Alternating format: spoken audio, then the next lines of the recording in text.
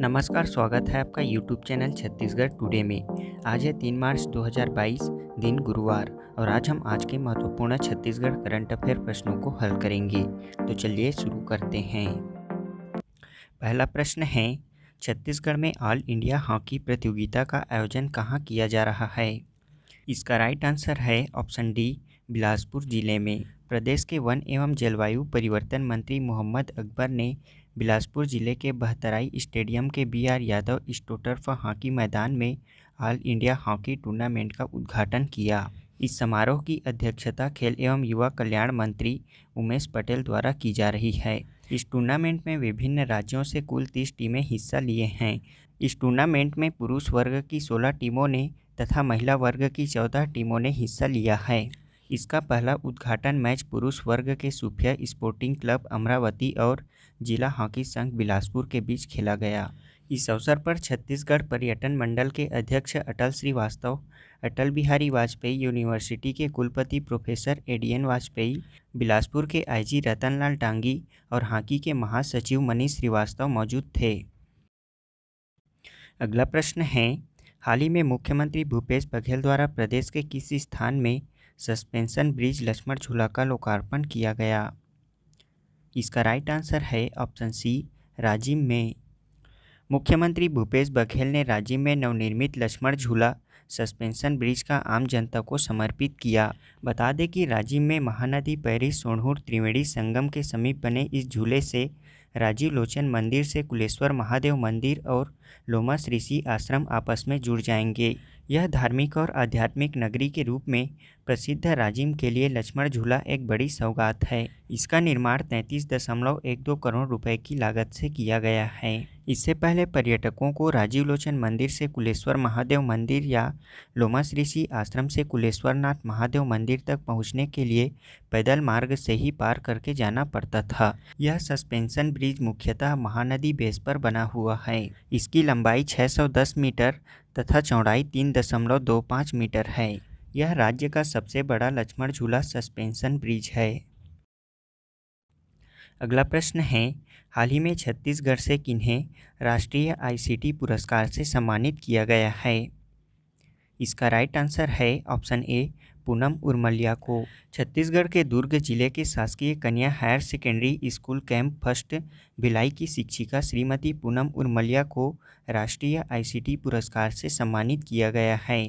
यह पुरस्कार केंद्रीय शिक्षा राज्य मंत्री अन्नपूर्णा देवी ने नई दिल्ली के अंबेडकर अंतर्राष्ट्रीय भवन के नालंदा सभागार में आयोजित पुरस्कार समारोह में सेरेमनी फॉर स्कूल टीचर्स में श्रीमती पूनम उर्मलिया को मेडल और प्रमाण पत्र देकर सम्मानित किया। बता दें कि यहां राज्य सरकार द्वारा बच्चों को सूचना तकनीकी से परिचित कराने के लिए भिलाई के शासकीय कन्या हायर सेकेंडरी स्कूल को 10 कंप्यूटर प्रदान किए थे। शिक्षिका श्रीमती पूनम उर्मलिया ने इन कंप्यूटरों में डिफेंस ओपन एजुकेशन रिसोर्सेज का इंस्टॉलेशन कराया, जिससे स्कूल के बच्चे पहली बार कंप्यूटर की तकनीक को समझने में सफल हुए। श्रीमती पूनम ने टाटा संस्थान मुंबई से रिफेक्टिव टीचिंग विद ICT का कोर्स भी किया है, जिससे इसका लाभ विद्यार्थियों को प्राप्त हुआ। अगला प्रश्न है, 31वां दक्षिण पूर्व एशियाई खेल का आयोजन कहाँ किया जाएगा? इसका राइट आंसर है ऑप्शन सी, वियतनाम में। 31वें दक्षिण पूर्व एशियाई खेल 12 से 23 मई 2022 तक वियतनाम में आयोजित किया जाएगा। यह दक्षिण पूर्व एशिया का सबसे बड़ा खेल आयोजन है, जो कि प्रत्येक 2 वर्ष में आयोजित होता है। यह कार्यक्रम मूल रूप से नवंबर 2021 में होने वाला था, लेकिन इसे कोविड महामारी के चलते स्थगित कर दिया गया था। इस आयोजन में कुल 40 खेल होंगे, जिसमें लगभग 10,000 प्रतिभागी भाग लेंगे। इस 31वें दक्षिण पूर्व एशियाई खेलों का मोटो है, एक मजबूत दक्षिण पूर्व एशिया के लिए। 2023 में दक्षिण पूर्व एशियाई खेल कंबोडिया के नोमपेन में आयोजित किया जाएगा। अगला प्रश्न है, पैरा तीरंदाजी विश्व कप चैंपियनशिप 2022 में किस भारतीय ने रजत पदक जीतने वाली पहली भारतीय बन गई हैं? इसका राइट आंसर है ऑप्शन डी, पूजा जात्यान ने। पैरा आर्चर पूजा जात्यान ने दुबई, संयुक्त अरब अमीरात में पैरा वर्ल्ड चैंपियनशिप के एक व्यक्तिगत वर्ग में रजत पदक जीतने वाली पहली भारतीय बनकर इतिहास रच दिया है। वह फाइनल में इटली की पैट्रिली विंसेजा को हराकर रजत पदक प्राप्त किए। पैरा तीरंदाजी विश्व चैंपियनशिप में भारत ने पहली बार 2 रजत पदक प्राप्त किए हैं। इसमें श्याम सुंदर स्वामी और ज्योति बालियान की मिश्रित जोड़ी ने इससे पहले रजत पदक जीतकर भारत का खाता खोला था। मुख्यमंत्री भूपेश बघेल द्वारा मुख्यमंत्री नौनी सशक्तिकरण योजना का शुभारंभ कब किया गया? इसका राइट आंसर है ऑप्शन सी, 1 मार्च 2022 को। अगला प्रश्न है, मुख्यमंत्री भूपेश बघेल ने महाशिवरात्रि के अवसर पर प्रदेश के किस स्थान में लक्ष्मण झूला के निर्माण के लिए भूमि पूजन किया गया?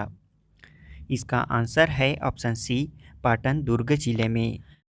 अगला प्रश्न है, प्रदेश के किस जिले में सियान जतन क्लिनिक योजना के तहत 60 वर्ष से अधिक आयु के वृद्धजनों का निःशुल्क इलाज किया जा रहा है? इसका राइट आंसर है ऑप्शन ए, रायपुर जिले में। अगला प्रश्न है, प्रदेश में शिशु संरक्षण माह 2022 का आयोजन कब से कब तक किया जाएगा? इसका राइट आंसर है ऑप्शन सी, 4 मार्च से 8 अप्रैल तक। हमारा अगला प्रश्न है, प्रदेश में अमृत धारा महोत्सव का आयोजन किस जिले में होता है? इसका राइट आंसर है ऑप्शन सी, कोरिया जिले में। अब हम पिछले क्विज का आंसर जान लेते हैं। पहला प्रश्न है, किस संस्था ने भारत में एक वैश्विक पारंपरिक औषधि केंद्र स्थापना करने की घोषणा की है? इसका राइट आंसर है विश्व स्वास्थ्य संगठन ने। इसका प्रधानमंत्री नरेंद्र मोदी ने गुजरात के जामनगर में institute of teaching and research इन आयुर्वेदिक और जयपुर में नेशनल इंस्टीट्यूट ऑफ आयुर्वेदिक का उद्घाटन वीडियो कॉन्फ्रेंसिंग के जरिए किया। ये संस्थान देश के सबसे अहम आयुर्वेद संस्थानों का स्वरूप लेंगे। अगला प्रश्न है, अक्टूबर 2020 में अंतर्राष्ट्रीय मुद्रा कोष का 190वां सदस्य कौन बना है? इसका आंसर है एंडोरा। एंडोरा अंतर्राष्ट्रीय मुद्रा कोष IMF का 190वां सदस्य देश बना है। यह यूरोप में पाइरेनीज पर्वत के दक्षिण चोटियों में स्थित एक लघु राष्ट्र है, जिसे अक्टूबर 2020 में IMF का 190वां सदस्य देश बनाया गया है। बता दें कि इससे पहले सन 2016 में नारू गणराज्य IMF का 189वां सदस्य देश बना था। क्षेत्रफल के आधार पर एंडोरा यूरोप का 6वां देश है। यहाँ की कुल जनसंख्या 2020 में लगभग 80,000 थी। इसकी अर्थव्यवस्था मुख्यतः पर्यटन आधारित है। अगला प्रश्न है, सियोल शांति पुरस्कार 2020 से किसे सम्मानित किया गया है? इसका आंसर है थॉमस बाक को। दक्षिण कोरिया के Seoul peace prize culture foundation वर्ष 2020 का प्रतिष्ठित सियोल पीस पुरस्कार अंतर्राष्ट्रीय ओलंपिक समिति के अध्यक्ष थॉमस बाक को दिया गया है। उनकी ओर से $2 लाख का यह पुरस्कार संयुक्त राष्ट्र संघ के पूर्व महासचिव बान की मून ने सियोल में यह पुरस्कार ग्रहण किया। इसमें IOC के अध्यक्ष थॉमस बाक ने लुसाने से ही वर्चुअल तौर पर इस समारोह में भागीदारी दर्ज की थी। पिछला 2018 का यह पुरस्कार भारत के प्रधानमंत्री नरेंद्र मोदी को दिया गया था। अगला प्रश्न है, नवंबर 2020 में भारत के नए मुख्य सूचना आयुक्त कौन बनाए गए हैं? इसका आंसर है यशवर्धन सिन्हा को। केंद्रीय सूचना आयोग में सूचना आयुक्त के रूप में कार्यरत रहे यशवर्धन सिन्हा को देश के नए मुख्य सूचना आयुक्त चीफ इंफॉर्मेशन कमिश्नर CIC नवंबर 2020 में नियुक्त किया गया है। बता दें कि मुख्य सूचना आयुक्त की नियुक्ति 5 साल तक के लिए अथवा 65 साल तक की उम्र के लिए होता है। हमारा आज के क्विज का पहला प्रश्न है, भारत के सबसे लंबे single lane motorable suspension bridge का उद्घाटन किस राज्य में किया गया है?